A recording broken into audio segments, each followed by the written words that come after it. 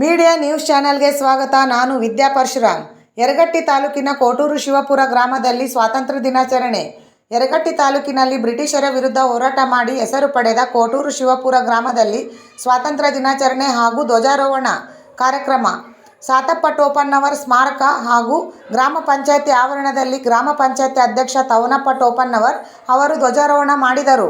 ಈ ಸಂದರ್ಭದಲ್ಲಿ ಗ್ರಾಮ ಪಂಚಾಯತಿ ಉಪಾಧ್ಯಕ್ಷ ಮಲ್ಲಿಕ್ ಸಾಬ್ ಸನದಿ, ಗ್ರಾಮ ಪಂಚಾಯತಿ ಪಿಡಿಒ ಸಂಕಪ್ಪ ಪಡಿ, ಕಾರ್ಯದರ್ಶಿ ಎಸ್ ಮುಲ್ಲಾ ಮತ್ತು ಎಲ್ಲ ಶಿಕ್ಷಣ ಸಂಸ್ಥೆಯ ಮುಖ್ಯ ಶಿಕ್ಷಕರು, ಗ್ರಾಮದ ಸಾರ್ವಜನಿಕರು ಭಾಗವಹಿಸಿದರು. ಶಾಲಾ ಮಕ್ಕಳಿಂದ ಸಾಂಸ್ಕೃತಿಕ ಕಾರ್ಯಕ್ರಮ ಹಮ್ಮಿಕೊಳ್ಳಲಾಗಿತ್ತು. ವರದಿಗಾರರು Shashidhar M Patil, media news channel, Yaragatti, Belagavi ಜಿಲ್ಲಾ. ಸ್ವಾತಂತ್ರ್ಯ